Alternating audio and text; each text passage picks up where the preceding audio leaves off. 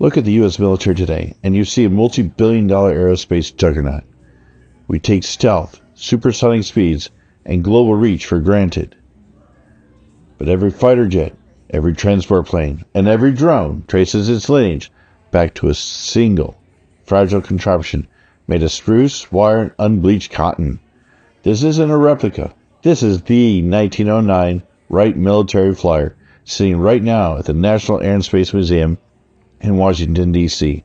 It is officially the world's first military airplane, and the story of how it got here is a saga of extreme skepticism, high-stakes government contracts, and a devastating tragedy that almost ended the dream of military aviation before it even began.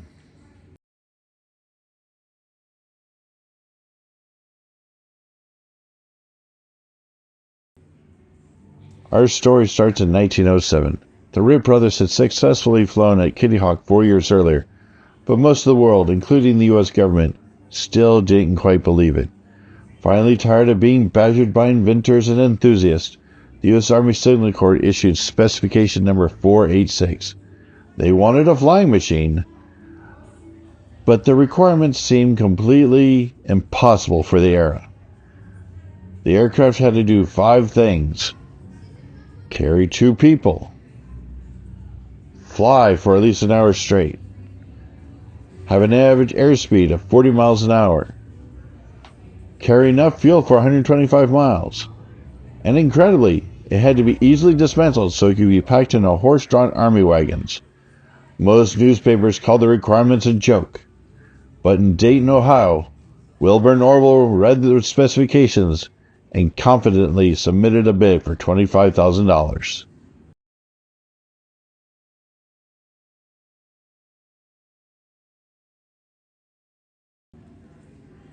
In September of 1908, Orville Wright brought their machine to Fort Myer, Virginia, just across the Potomac River from Washington, D.C., to prove to the Army that they weren't bluffing.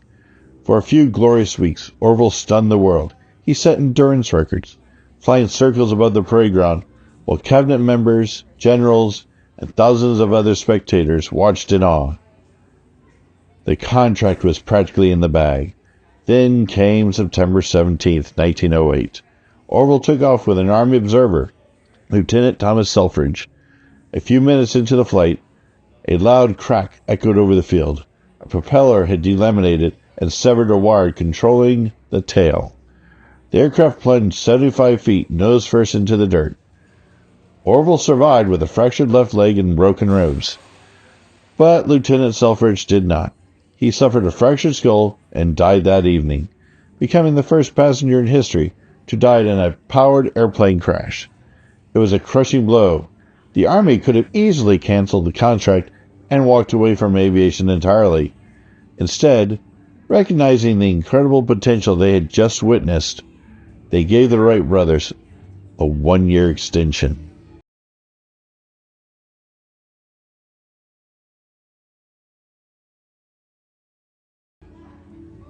The Wrights didn't give up. In the summer of 1909, they returned to Fort Myer with a new and improved machine, the 1909 Military Flyer. It had a smaller wing area for more speed and was modified to accept a taller landing skid to clear the rough military terrain. This time the stakes were astronomical.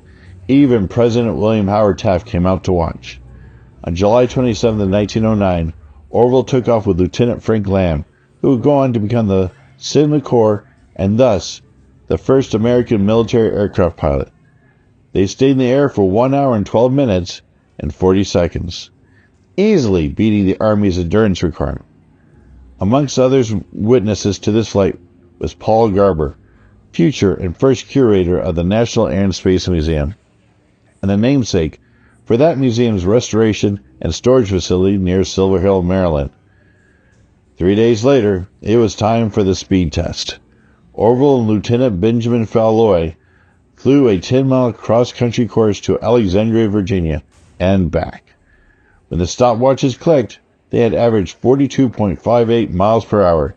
Not only had they met the Army's impossible specifications, but because they exceeded the 40-mile-per-hour target, they earned a $5,000 bonus. The U.S. Army officially purchased the aircraft for $30,000, and military aviation was born.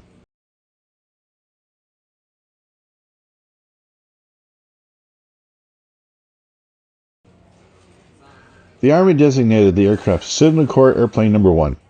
It was immediately moved to College Park, Maryland, where Wilbur Wright used it to train the military's very first pilots. Aviation technology moved at a blistering pace.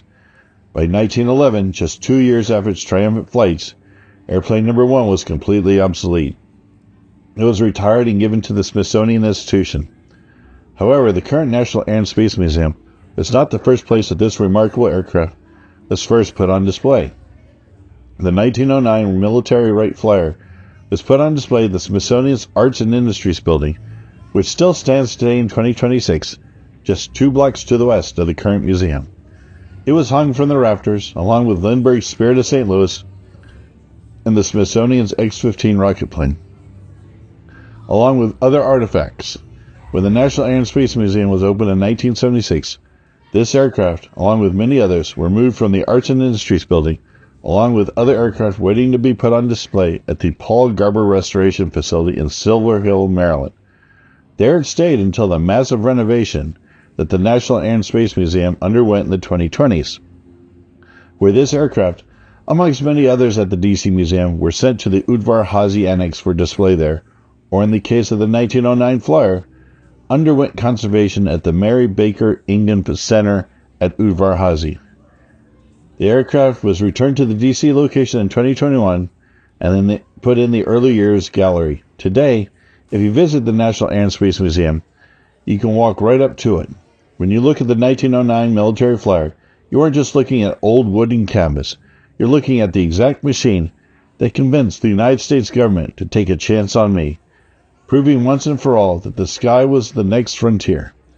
You are looking at the great-grandfather of the United States Air Force.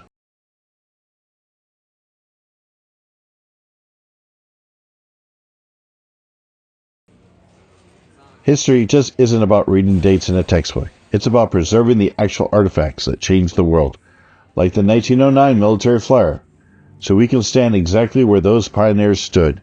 If you love exploring the history of aviation and the incredible stories behind these machines, I need your help to keep this channel climbing. Please hit that like button, subscribe to the channel. Your support helps me travel to these museums, dig into the archives, and bring these incredible stories of human ingenuity right to your screen. Thanks for flying with me today, and I'll see you in the next one.